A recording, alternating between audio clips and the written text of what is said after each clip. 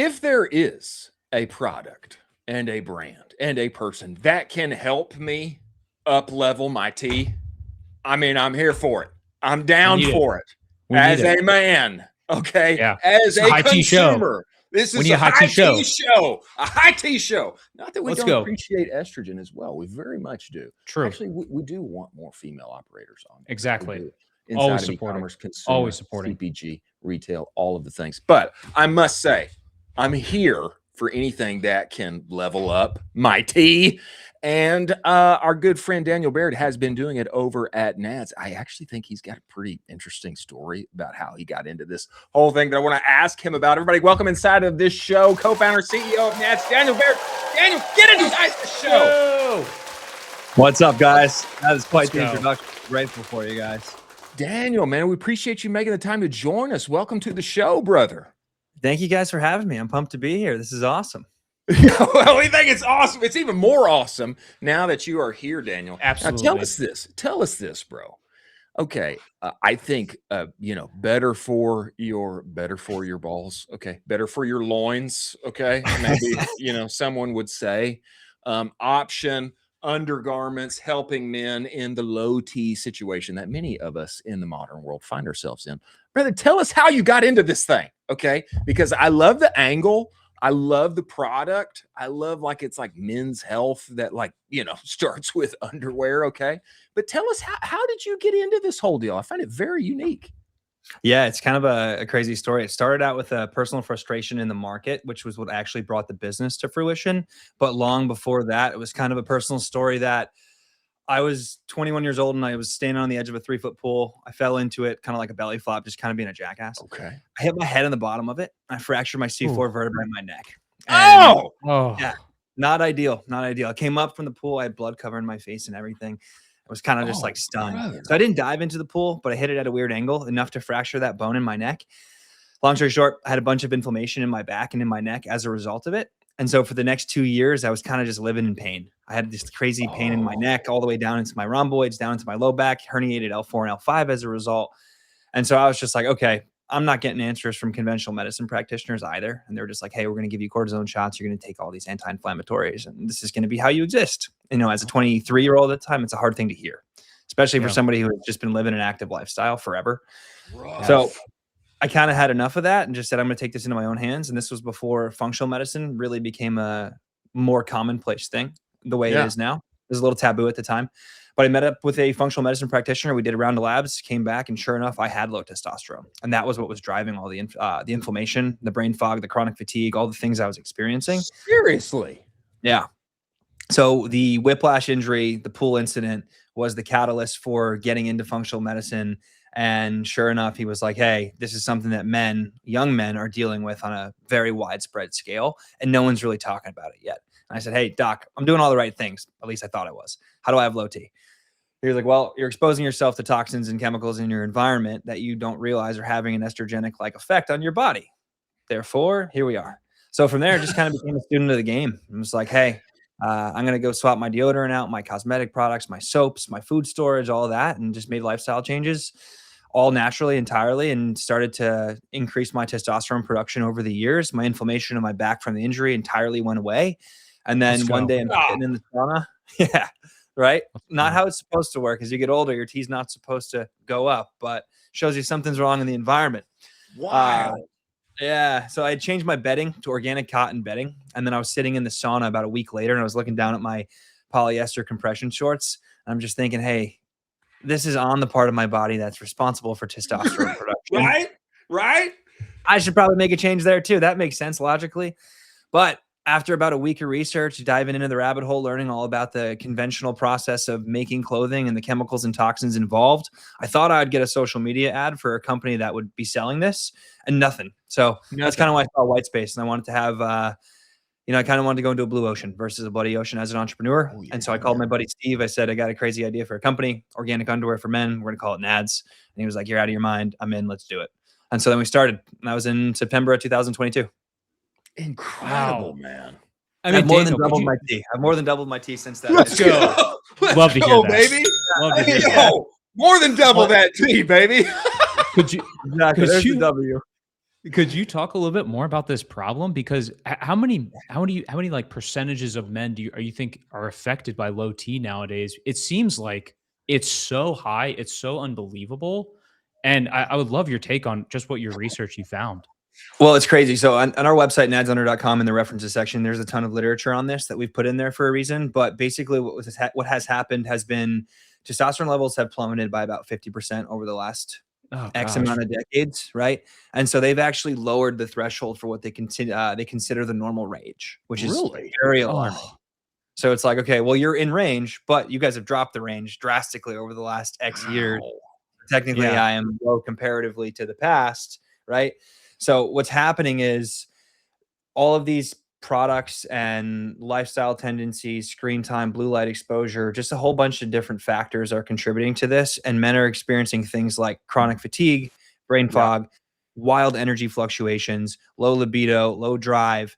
And it's just spiraling out of control into just different areas of their life. And most people don't realize this is a hormonal imbalance causing these things. And then there's also the element of testosterone being very tied to ego, which is Right. just a thing that's happened over the years in society. And so it becomes something that's a little bit harder for men to talk about, right? Like me Yeah. openly being like, I had low T at 23. Like even as I say it, I'm like, that stings. I wish I didn't, but I did. I'm glad I did because it led me to now. It led us to being able to talk about it more. But it's a massive issue and it's affecting men from all ages, right? Like Yeah. we've been exposed to toxins and chemicals since we were kids at this point. PFAs, forever chemicals, Right. the list goes on, right? BPA, phthalates, all these things, and they're tanking our hormones and they're putting us just What entirely out of like a natural state of balance. Daniel, I mean, yeah, obviously you have the underwear as like the main offender. Is there any other like big ones that you are like, these are huge offenders within the industry that are like really throwing us off right now? Yeah. So believe it or not, we look at underwear as a domino in the series of dominoes that you can kind of push Oh, over that start to fall. I got a little domino back there on that pair of underwear in the corner. You let's can Let's see. go, go. baby. Let's Yeah, go. symbolic. But underwear is a choice and a series of choices that you can make, right? It's a domino. Yeah. In terms of the levers that you can pull, I think there's like the actual products perspective. And for me, I'm always looking at, hey, what am I coming into contact with the most throughout my day to day, Mhm. right? So like every day I put deodorant on. So that's an important Yeah. one to change.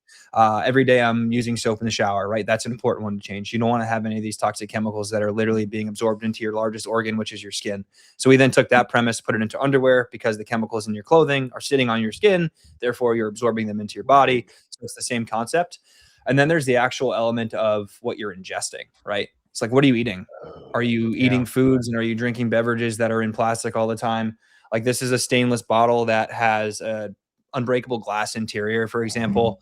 Drinking sparkling water out of this glass bottle. I I'm trying to see avoid you. microplastics. Yeah. Microplastics are a huge issue right now. Obviously, that's been a big buzz in the last couple of years. So eating organic where you can as well is super important. So you're trying to avoid pesticides and insecticides and herbicides. That's super important as well. I would say it's kind of like what you're eating, what you're drinking, and then the things that you're coming into physical contact with most throughout the day. And then the other one would be things like aerosols that you're going to breathe in, right? Yes. So if you have candles in the house that are toxic, Yes. right? Fragrance is a very alarming substance, and it's kind of cloaked, and it's kind of like a black box type deal. Crazy. Yes. Same thing with colognes, perfumes, that kind of thing.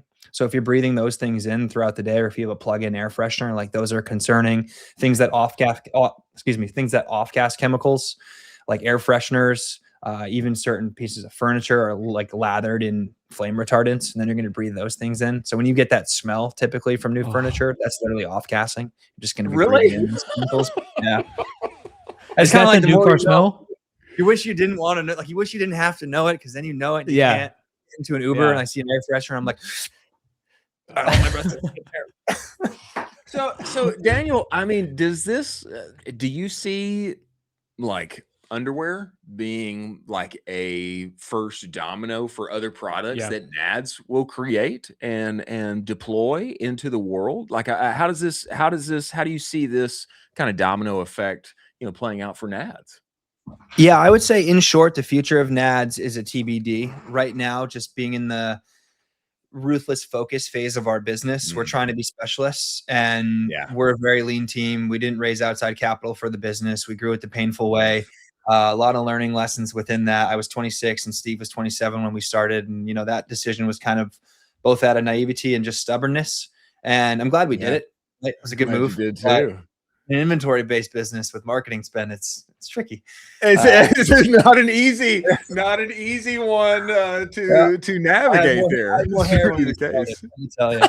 But nonetheless, yeah, we think right now the main focus is going to be underwear. We brought a pair of shorts into market that is also, the same principles, which is like our commando short. So we had a bunch of people who were saying, "Hey, I don't wear underwear. I haven't in a long time." We were like, all right, let's use this as a marketing opportunity, also as a catalog expansion play. We said, hey, for those of you who aren't wearing underwear, one, it's kind of weird. Two, you're missing the point. Your clothes, like your pants and your shorts, still have the same toxins and chemicals as underwear does. So introducing the commando short, you can safely go commando in these organic cotton shorts. So we did that as a simple kind of transition for catalog expansion. And then we tested out socks last year, and those sold out pretty quickly. The bottom of the foot's a very porous part of the body too. And socks are also an area of concern. So we're iterating on the fit now, and we'll likely be bringing those back in at some point in the near future. But candidly, we got a lot of meat on the bone with where we're at right now to continue to kind of come after with the nature of, channel, product, catalog, team, etc. In the future, I would say this would be great to have it be a men's basics brand. Yeah. But time will tell. Time will tell. I don't think we'll branch out of apparel. I don't think we'll get into the supplement space. I don't see us getting into, consumables or cosmetic products of any type, or, someone asked me about TRT. I don't think we'll go down that road by any means. I think NADS will try and just stay in the lane of non-toxic apparel. I think the thing that's so powerful about this, Daniel, is that you're hitting a problem that is real. The TAM is giant. It's like half of the world. And it's felt. And when you kind of start hearing that, it's like, hey man, you got low T. Like, I do. It's like, you got problems sleeping, how's your energy? I was thinking, oh. And then you see the numbers, it's like, oh gosh. And then it leads you into it's kind of like a red pill type moment, right? It's like it's like, oh wow, like my eyes are getting opened. Like, what do I do about this? Man, I think this shorts thing, this commando shorts thing, is very interesting. I almost wish there was like a commando khakis, like you khaki pants, you'll slide them. Get somebody to write that down. Get someone to write that down.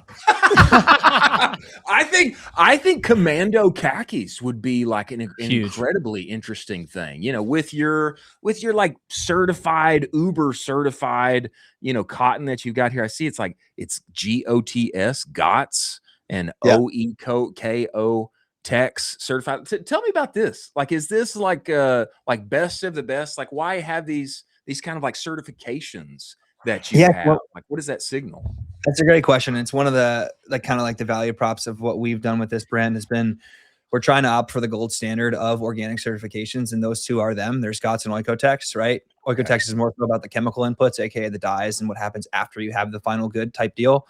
And then GOTS is from seed to finished garment. So from cotton seed all the way to final garment. We audit the entirety of the supply chain to make sure that there aren't any of those concerning substances in the process, right? So it's kind of like we're backing the supply chain with these certifications, and we're leaning into it hard, because when we started, I saw some companies that were marketing as organic, and then the research that I was doing was like, hey, well, you got to go for certified organic to really know what's happening behind the scenes, right?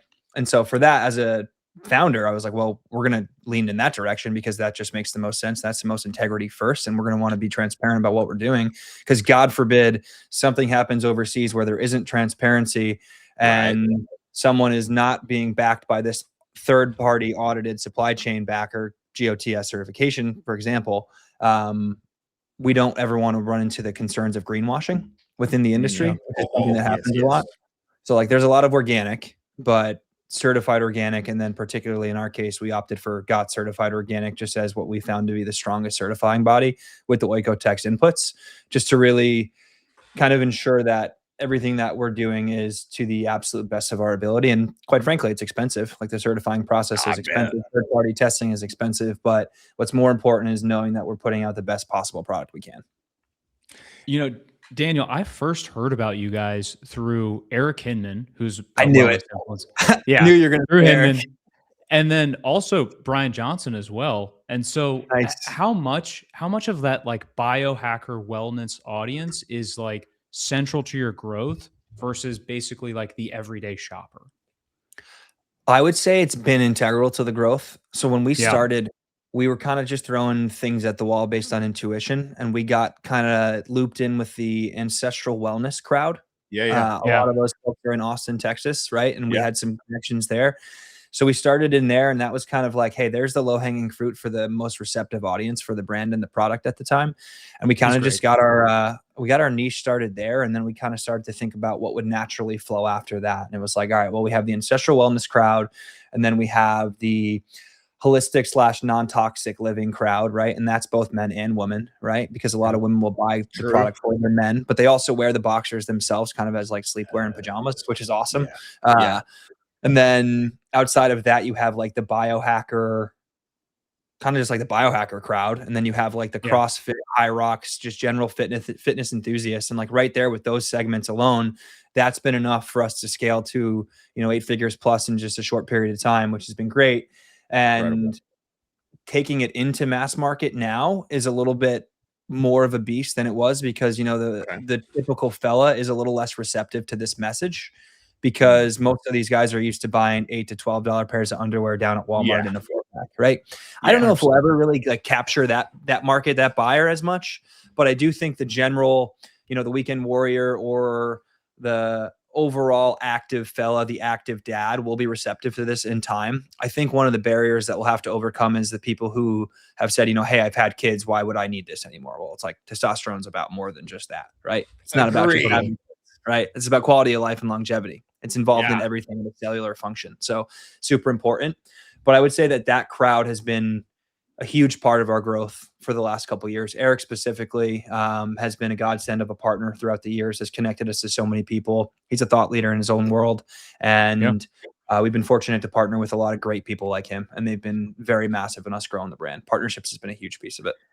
Testosterone, more about than just having kids. It's about feeling like a dog, we gotta take doors down. Ready to attack the day, baby, and get after it. And feeling like your optimal self. This like reminds me, when you're talking about going to mass market, it actually reminds me of a conversation that we had with Matt Wan. You remember when you had Matt Wan, Colin, on, and they were talking about it's not set. It's not set. It's is it set? It's set. I don't think it's set. I thought it was like similar to this, but I thought I was getting the wording wrong. Anyway, they created a better for you, different kind of approach to nicotine, and they thought that their like customer base was going to be all of the biohackers. And what they were surprised by was that they found a real home with regular nicotine users that were also just healthy guys, like dads that, cared about working out. And you would think like, oh, if they're like constantly using nicotine, probably not like aggressive, like workout, weekend warriors type dads. Actually, they are. It's like not a contradiction. They still like care about their health, but the regular nicotine users. And it makes me think like this same thing, like kind of like you're hitting on. There's like active men out there. They may already be dads, they may be older, etc. But like they need to hear, and they are going to care that I don't want to be low T. I want to be high T as much as possible and take a natural approach to that. If I can do that, then I want to benefit myself that way. It's like the little choices, Say it again? It's like the little choices that can compound over time, right? We're not saying, hey, go and do a million things at one time. Like start somewhere, right? Make a small change in your life, change your deodorant, change your underwear, change your bedding. Do one thing at a time. Don't be overwhelmed by fixing everything all at once because one, it's expensive, and two, it's just a lot to think about. It's a lot of decisions to make, right? And it can inundate you, and then you could just fall off and just give up on it entirely versus just kind of chunking it. But what's interesting about what you just said, and I was thinking about, was everybody historically said we got to sell to women because they're going to be the ones buying for their men. And that most of the time men aren't buying for themselves, right? Men typically haven't been the ones buying their underwear. we've kind of had to create this new habit for men. And like, I looked at the data yesterday, 90% of our buyers were men and 10% were ladies. And I'm like, man, Wow. the growth team's going to be mad at me for trying to push them on trying to sell to ladies more. But I'm like, we got to crack this segment. We got to crack this segment. But men keep buying, which is great. And it's men from, 18 all the way up to 65. And then like there was like a small subset of like 65 plus was like 1 or 2%. And I was like, nice. They're using like, that's awesome. Let's go. We had Nate Lagos on the show this morning, who was the CMO of Original Grain, and he stated very publicly that the crazy scale that got them to basically 9 figures was he made a whole subset selling their watches to the wives. To women. And it was like, buy this watch for the perfect man in your life. Yeah. Wouldn't he love this? And he was like, that was our unlock moment where like, I can sell to guys all day. I can sell watches to guys all day. But if I'm selling this as a gift to his wife and then she's buying it for him, it was like the explosion growth for him, apparently.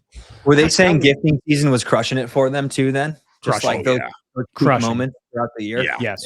Yeah. Crushing. Yeah.